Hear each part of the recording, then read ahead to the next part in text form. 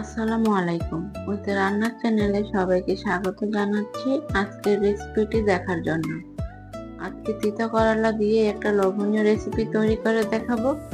যারা কিনা করলা খেতে পছন্দ করে না তারাও এই রেসিপির ফ্যান হয়ে যাবে। খুব সহজভাবে শেয়ার করার চেষ্টা করেছি, আশা করছি রেসিপিটা ভালো লাগবে।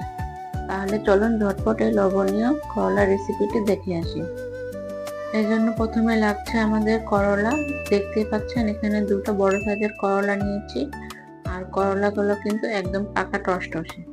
কেটে নেওয়ার আগে করলাগুলোকে খুব ভালো করে কচলে কচলে ধুয়ে নিতে হবে।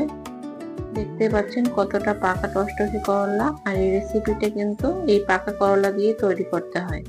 ধুয়ে নেওয়ার পর করলাগুলোকে একটু মোটা করে কেটে নিয়েছি, আর যা উপকরণ লাগবে সবগুলো এখানে নিয়েছি। পেঁয়াজ নিয়েছি করলার অর্ধেক পরিমাণ, ঝাল অনুযায়ী নিয়েছি কিছু কাঁচামরিচের ফালি, বেশ কিছু নিয়েছি রসুনের কোয়া, আর সামান্য একটু নিয়েছি চিংড়ি শুটকি।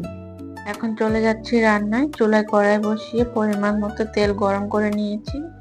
এখন শুধু করলাগুলোকে বাদে সবগুলো উপকরণে কড়াইয়ের মধ্যে দিয়ে দিচ্ছি। আচ্ছা, আমি কিন্তু এখানে রান্নাটা সয়াবিন তেলে করে নিয়েছি, আপনারা চাইলে সরিষার তেলও করে নিতে পারবেন। আর শুটকিগুলোকে আগে থেকে আমি 10 মিনিটের মতো গরম পানিতে ভিজিয়ে রেখে খুব ভালো করে পরিষ্কার করে ধুয়ে নিয়েছি।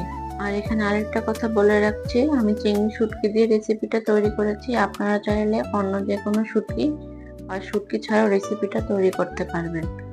সামান্য একটু লবণ ছিটিয়ে পেঁয়াজগুলোকে একদম নরম করে ভেজে নিয়ে পেঁয়াজের মধ্যে দিয়ে দিলাম স্বাদ মতো লবণ, হাফ চামচ হলুদের গুঁড়া আর হাফ চামচ শুকনো মরিচের গুঁড়া।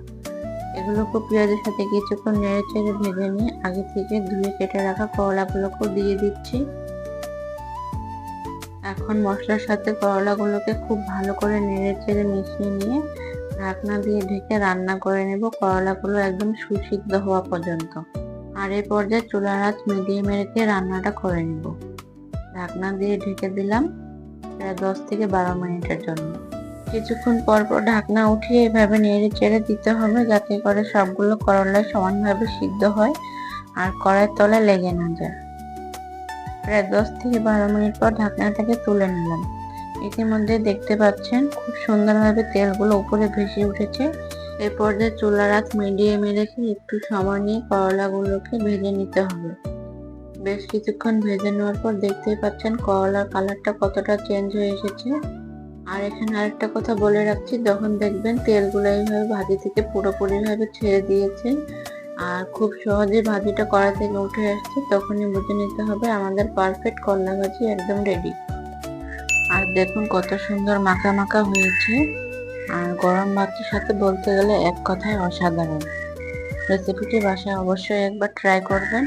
আজকের ভিডিও এখানেই শেষ করছি। ফিরে আসবো অন্য কোনো মজার সহজ রেসিপি নিয়ে।